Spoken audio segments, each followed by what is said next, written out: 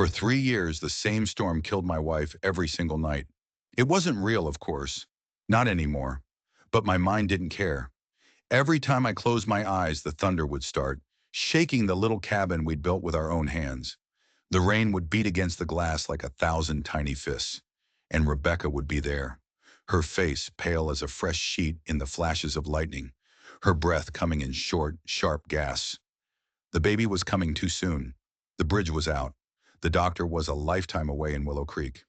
"You can do this," she'd whisper, her grip on my hand impossibly strong. She always believed in me more than I did. "You helped with births in the war." And she was right. I had. I'd seen things in those field hospitals that would turn a man's soul to dust. Blood and screams and boys who looked at you with hollow eyes as the life drained out of them. But this was different. This was Becca. "Promise me," she'd gasp, her body arching in a wave of pain. "If we don't make it, promise me you'll find happiness again." I promised. It was the first lie. Hours later, with my hands stained red and the cabin fallen silent except for the storm, I made another promise to their still forms. "I will never love again," I whispered. "Never." That was the promise I intended to keep. Then, like always, I'd wake up with a jolt, the sheets soaked in sweat, my heart hammering like it wanted out of my chest. The night outside my window would be clear and silent. No storm, no rain, just the ghosts. I'd turn to the wedding portrait on my bedside table. Rebecca, smiling that smile that could make wildflowers grow in the dust. And me, a younger man I didn't recognize, standing beside her, a man with hope in his eyes. I kept the promise, I'd whispered to the picture, the one that matters. Then the rooster would crow, and another day in my own personal hell would begin. The drought had sucked the life out of Wyoming. The pastures were brown, the corn was brittle stalks, and my cattle were just walking skeletons. The land was dying, and I was dying right along with it. I moved through my chores like a machine. Check the well, down another inch.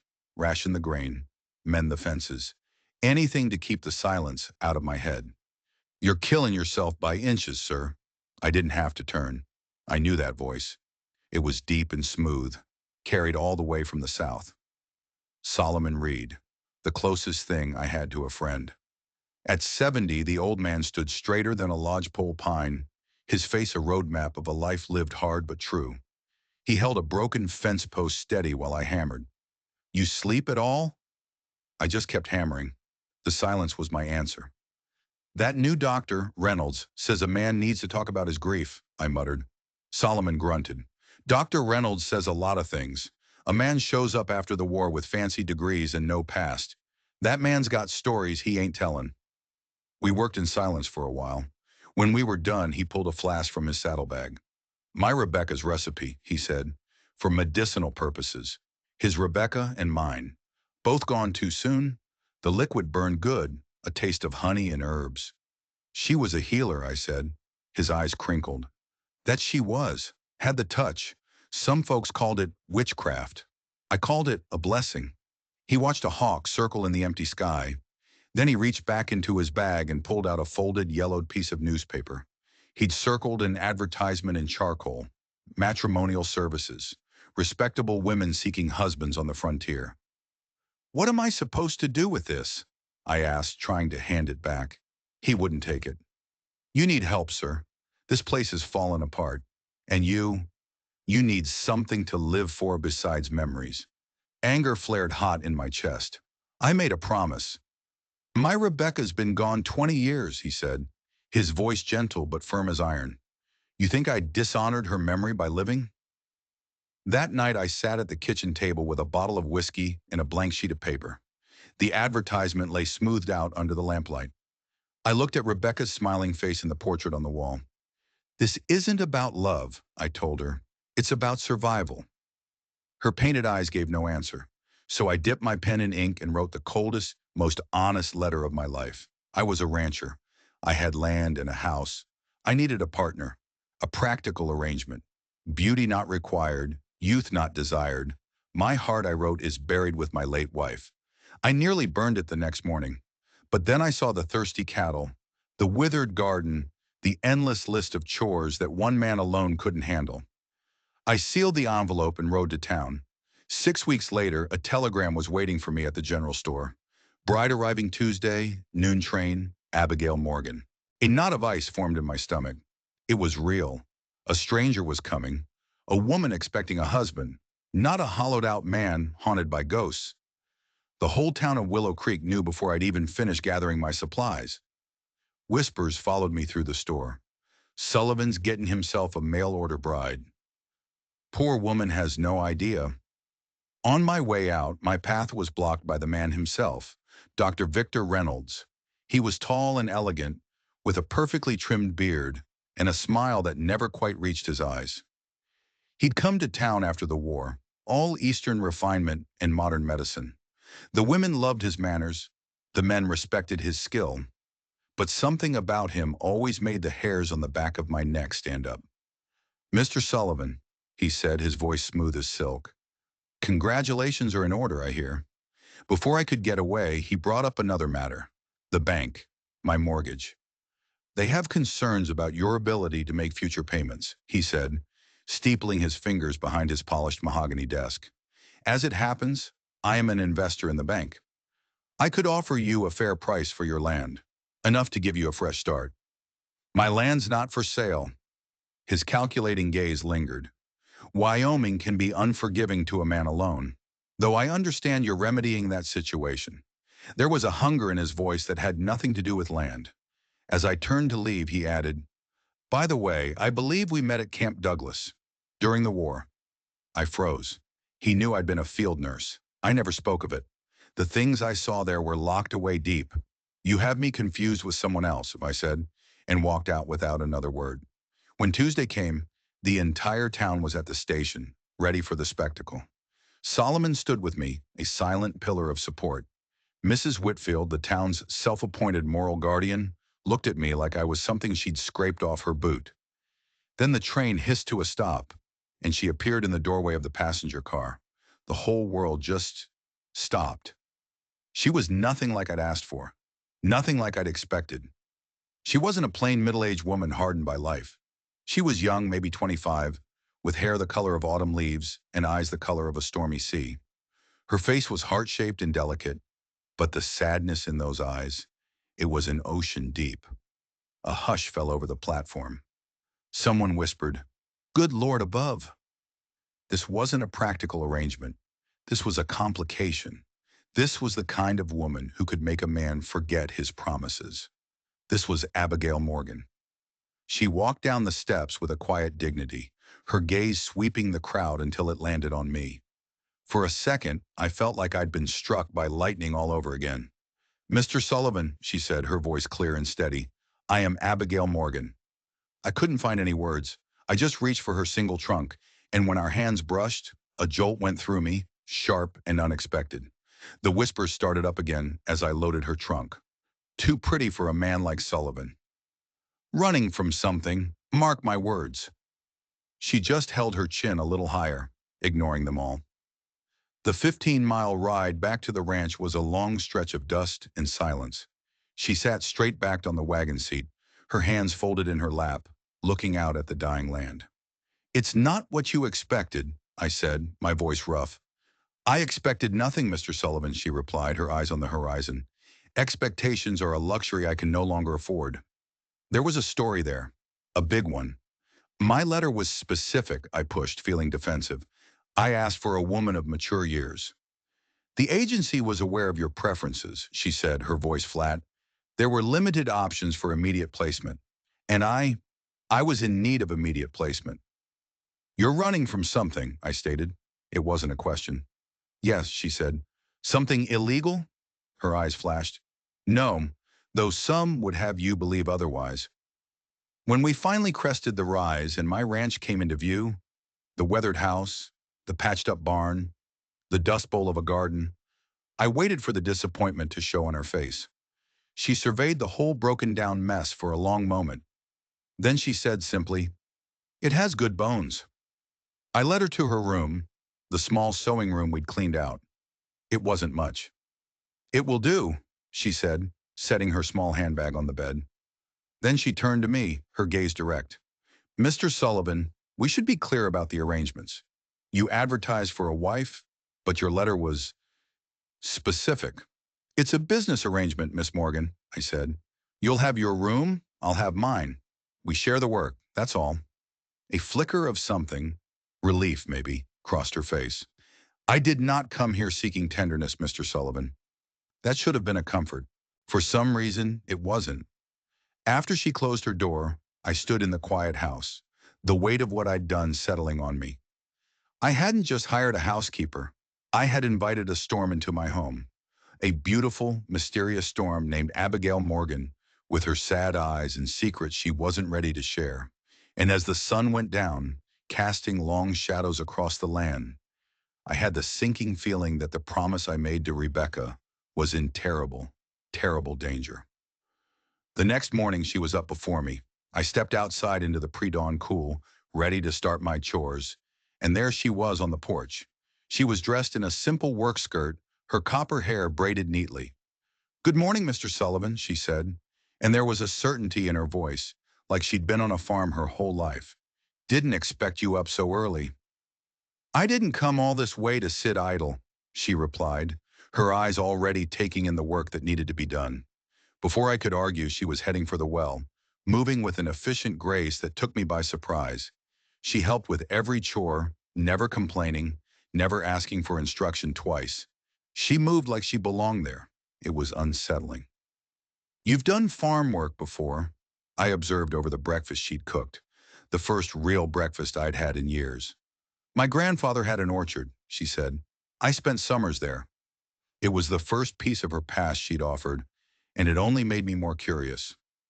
"I thought I might work on the garden today," she said, clearing the plates. I almost laughed. "Ground's too hard. Nothing will grow."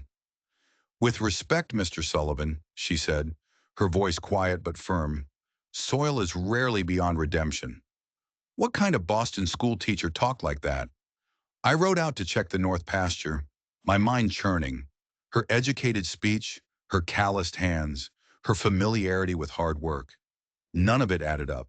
And those eyes. They held the same haunted look I saw in my own mirror every morning. The look of someone who'd seen too much. By midday, I was kneeling by what was left of the creek when I saw them. Wolf tracks. Fresh ones. 3 of them. And they were heading straight for my ranch. I spurred my horse, my heart pounding. It wasn't just for the cattle. It was for the woman I'd left alone in that house. A woman who, for all her surprising competence, was still a stranger in a hard land. When I topped the final hill, I saw her. She was kneeling in the garden plot, a wide-brimmed hat shielding her from the sun. She'd already turned over a huge patch of the baked, cracked earth. It looked like a miracle. "Found wolf tracks," I said as I dismounted. "Heading this way." She looked up, and the alarm in her eyes was quickly replaced by something else. Resolve. "Do you have a gun I might borrow?" The question floored me. "You shoot?" A bitter edge crept into her voice. My father believed a woman alone should know how. That night we sat at the kitchen table cleaning our weapons. My old shotgun and her Winchester rifle. It was a fine piece, a new model, and she handled it with an unnerving familiarity. "A gift from your father?" I asked. "In a manner of speaking," she said, her hands stilling on a shirt she was mending. Then she looked at me, her gaze so intense it felt like she was looking right through me. "Mr. Sullivan, there's something you should know about me." I waited, braced myself for the confession. "I'm a good shot," she said simply. "If those wolves come, I can help." It wasn't what I expected, not at all. We agreed to take watches. I took the first. Just as I was starting to doze off on the porch, a single rifle shot ripped through the dawn stillness. I burst outside to see her standing at the edge of the porch, the Winchester at her shoulder. 50 yards away, a large gray wolf lay dead on the ground. A perfect, clean shot. Another wolf, one I'd hit but only wounded, was limping away. "Where did you learn to shoot like that?" I asked, stunned. She just stared out at the hills. "When you have something worth protecting," she said, "you learn." Something shifted between us that morning. It wasn't attraction. It was something far more dangerous. It was respect. The days turned into weeks. Abigail became a part of the ranch's rhythm. She was quiet, hardworking, and full of surprises. Her garden, against all odds, began to thrive. Tiny green shoots pushed up through the soil, defying the drought. She said it was a technique her mother taught her. Dry farming, something the Pueblo Indians used. I started to notice things. The way she'd flinch at a sudden noise. The way she always seemed to be watching the horizon, like she was expecting someone. And late at night, I'd see the light from her lamp burning as she wrote in a leather-bound journal. What secrets was she putting on those pages? I didn't ask. And she didn't ask about my nightmares or about the locked door to the room that should have been a nursery. We were two ghosts circling each other in a quiet house. Until the accident. I was mending the chicken coop when the hammer slipped. A deep gash across my palm. Blood everywhere. Before I could even curse, Abigail was there. "Let me see," she said, her voice calm and authoritative. She took my hand, her touch surprisingly gentle. "It's deep. You'll need stitches." "I'll ride to town." "No need," she said. "I can take care of it." In the kitchen, she washed the wound, her movements precise and clinical. Then she opened a small leather case she'd brought from her room.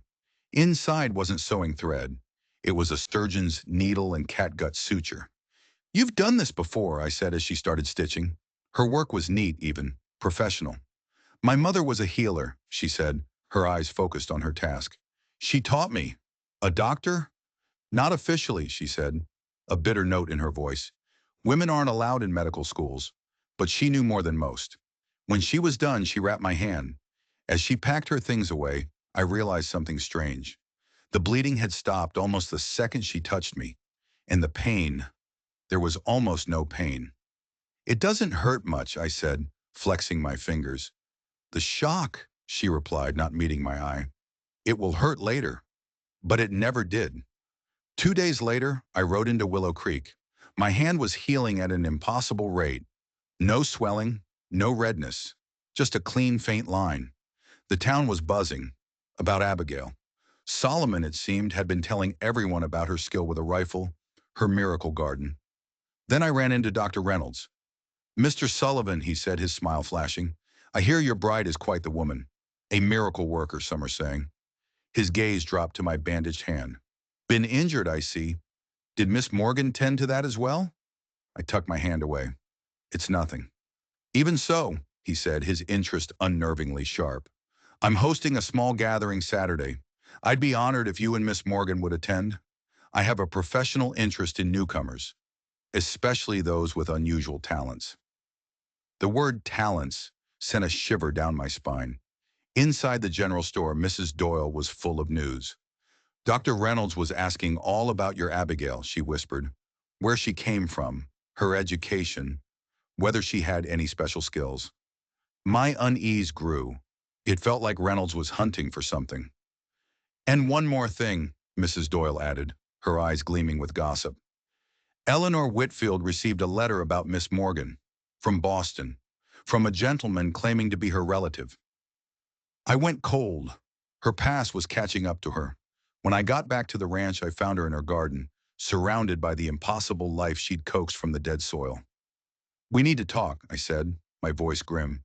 "Someone in Boston is asking about you." All the color drained from her face. "Who?" "Mrs. Whitfield didn't say. Just a relative." "I have no relatives," she whispered, fear flashing in her eyes. "Not anymore." "Abigail," I said, using her name for the first time. "Whatever you're running from, it's found you. Reynolds is asking questions. It's not a coincidence. I need to know what we're dealing with." She led me inside. Her hands trembled as she put a kettle on the stove. Finally, she sat down at the table. "What I'm about to tell you will sound impossible," she began, her voice low. "But I swear on my mother's grave, it's the truth. My mother wasn't just a healer," she said, her eyes locking onto mine. "She had a gift. She could heal with her touch. Something science can't explain."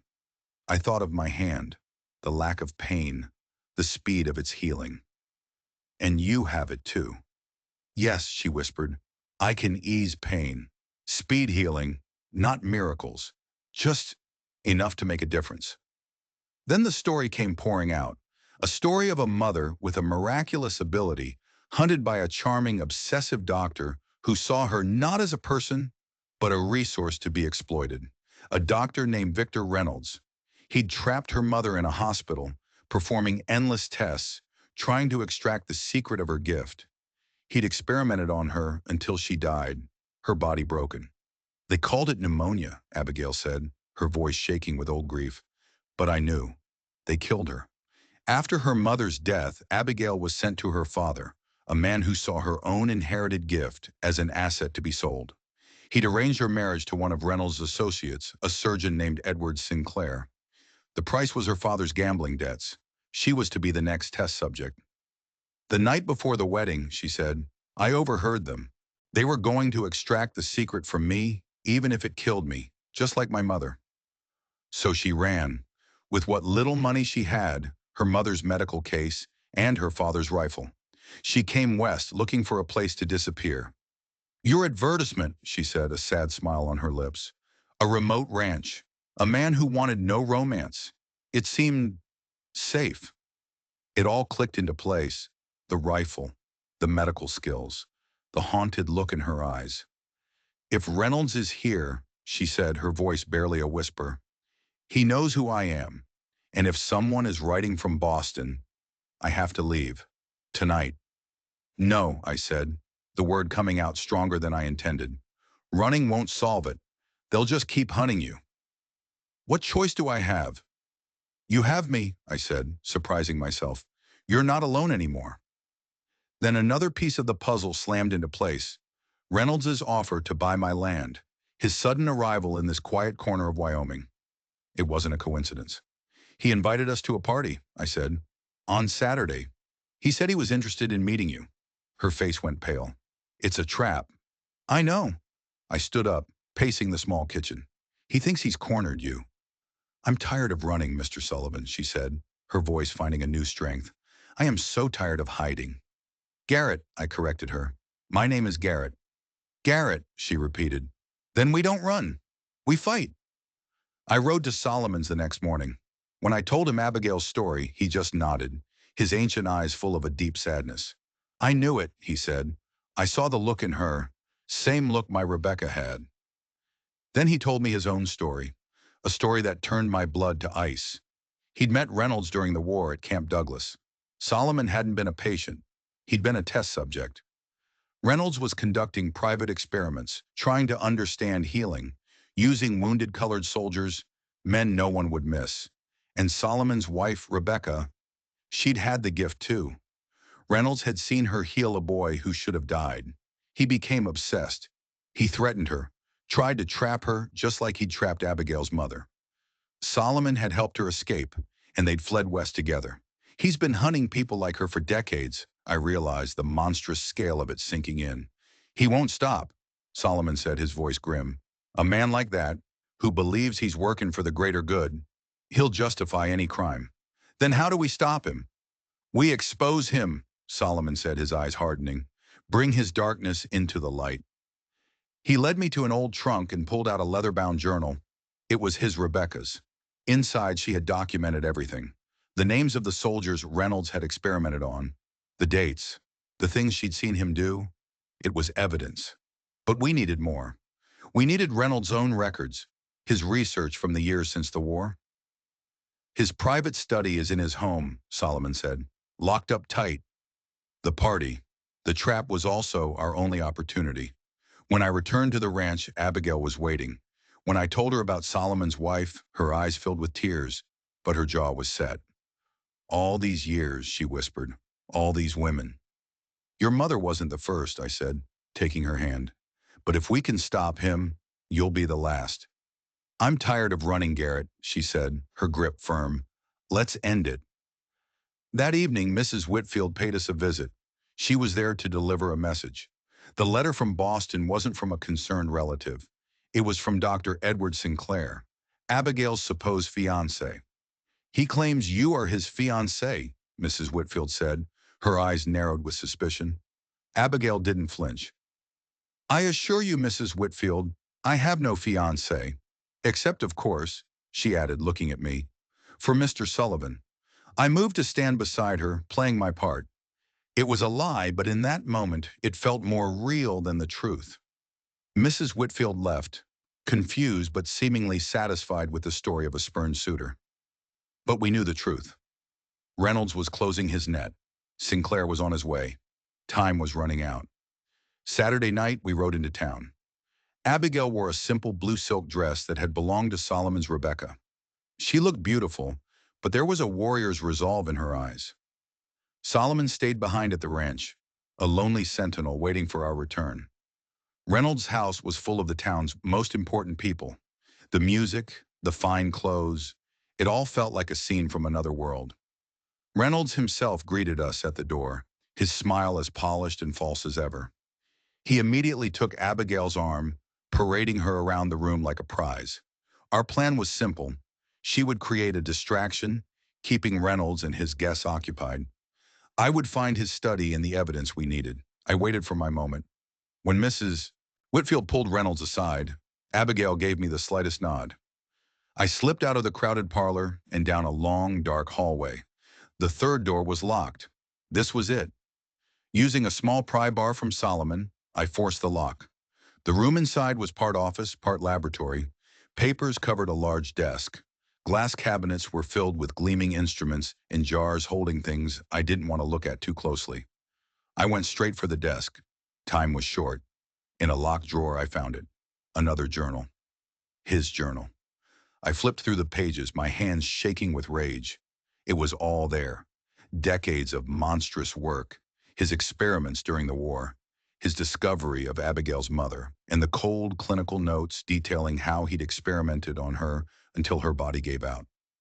Then I found the recent entries, his hunt for Abigail, his confirmation that she had the gift, and the final chilling entry, dated just yesterday. Sinclair arrives next week. We will proceed immediately. He wasn't just coming, he was almost here. I shoved the journal in my jacket, grabbing a handful of letters between Reynolds and Sinclair, letters that detailed their plans for Abigail. Finding what you're looking for, Mr. Sullivan? I spun around. Reynolds stood in the doorway, his smile gone, replaced by a look of cold triumph. Behind him were two hired thugs. While you were playing detective, Reynolds said, his voice dripping with condescension, my associates were attending to Miss Morgan. She's been escorted to a more comfortable location for our private conversation. My blood ran cold. If you've heard her... I am a doctor, he sneered. I have no interest in damaging valuable research subjects. He gestured to his men. Take him. I drew my gun. Call them off. He laughed. You won't shoot. Not with a dozen witnesses in the next room. You'd hang. Maybe, I said, my voice steady, but you'd still be dead. Just then, chaos erupted from the parlor. Shouts, a woman's scream, the sound of breaking glass. I didn't hesitate. I shoved past a stunned Reynolds and raced back down the hall. The scene in the parlor was pandemonium. In the center of the room, Mrs. Whitfield's sickly daughter Lucy was on the floor, convulsing violently, and kneeling beside her was Abigail. She's having a seizure. Abigail's voice cut through the noise. Give her air. She placed one hand on the girl's forehead, the other over her heart, and then in front of everyone, a soft, golden light began to glow from her hands. It flowed from her into the seizing girl. The convulsions slowed, then stopped. Color returned to Lucy's face. Her eyes fluttered open.